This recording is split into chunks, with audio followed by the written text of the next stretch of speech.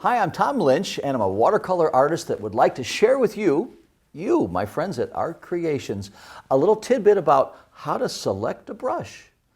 Well, okay, now for me, there's different grades and different levels, and I can't say enough about if you're a watercolor artist, even though it broke the bank 35 years ago when I wanted to get a Kolinsky Sable brush.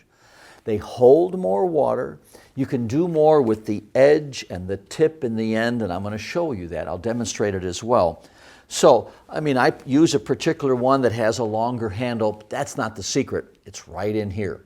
When you're looking for a good brush, look for a little extra length out, and I have that both in the round brush that I use, or actually a rigger brush, and the round brush as well as my flat brush, a little extra length out. That way you won't end up with a lot of choppy little flat brush marks. Then I look for a brush that has what's called a large belly. That's the piece in the center. So it comes out, it gets wider, and then it narrows down to the edge. And so you'll see that in a minute when I do the operation, but there's a nice thick section here. So let's look at my hand and get an idea. It says, here's the handle, and come to the ferrule, and there's a little bulk before it gets to the edge, instead of just being almost an even taper. So from the handle, that's not the issue, but right in here, you want to have a flat brush that has a little body to it. It's actually called a belly in brush terminology, that little extra area there.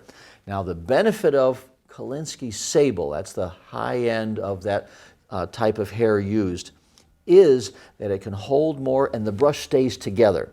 So synthetics run out of paint. Some of the brushes that don't have a large belly, they kind of run out of paint as well. But I'm going to use the edge and the side and the corner and share with you. You want to go to a store. That's the beauty of Art Creations. They're available. They'll give you a bucket of water. You want to press that brush down. You want to push it down and see it bounce back. Let me show you that again. So I'm going to take the brush. I'm going to push it down, and look, it bounced back. It's straight up again. That's the benefit of. So that brush is ready for more action. You're painting with it, pushing it down, bending it back, let go, and it gets back straight again. So there's a benefit. The brush is always ready for that next brush mark somewhere else instead of falling back, squirrel and pony, ox ear. They don't have that bounce that a Kolinsky Sable brush would have.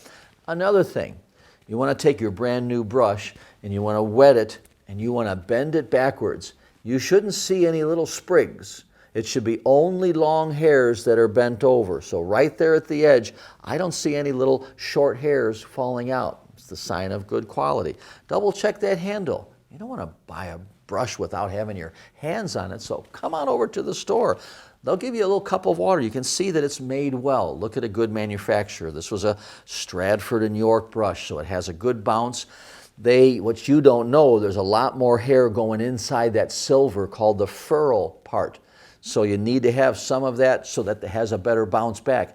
If it grabs the hair just at the very little tip, it's not going to have that bounce back and snap. So you want to touch it and see. Look at that, bent it over, it snapped back, bent it over. See what I'm able to do? Look how it bounces back.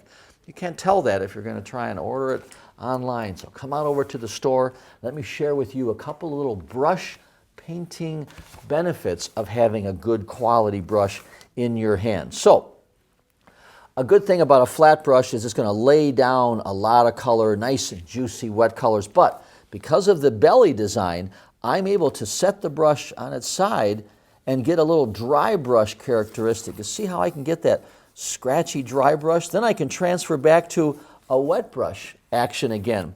And so now I can use the brush on its edge, and I can do everything a round brush can do. Look at how I can have all those little fence posts. Look at how, because of the flat brush, I can get a thick and thin little shadow line coming across and a little narrow one. I can use now the corner of the brush and then use it and capture just the slight little lace, the little barbed wire, that you would have by having the corner. So I have the ability to just use the brush straight up and down. Look at how I can capture little twigs and branches, with it. I can press the brush. You may think this is hurting it. Press it and fan it. And I can get little sprigs like a fan brush with little grass suggestions. So the idea being is I can gain more activity out of the particular brush. And so here's the benefit of a good quality brush that I wanted to share with you. is one that has a little extra length out, has a little belly design, and that's the same thing with your round brush. You want to bend it back and see if it's wet, and then she'll snap back. Does it snap back? That's going to give you that resistance and that bounce, so when you're working, it will be ready and happy to help you out. The number one tool. You don't need a lot of brushes. I know, I'm sorry, Tony, I'd like to tell them you need 20 brushes to be a good painter, but at Art Creations, they'll sell you a better product instead of just a lot of nice products. So that's the benefit. They've got a great staff. They know about brushes, and they can help you out. They'll give you a cup of water. You can take and bend it and try it. But look at all the different marks that you can make with a good quality brush. That's what I wanted to share with you. Get a good quality. You just need a couple. That other brush was a rigger. And then the larger brushes can do what smaller ones can. Smaller brushes can't do what a larger brush. So I recommend a 3/4 inch flat for a half sheet size painting like this or smaller.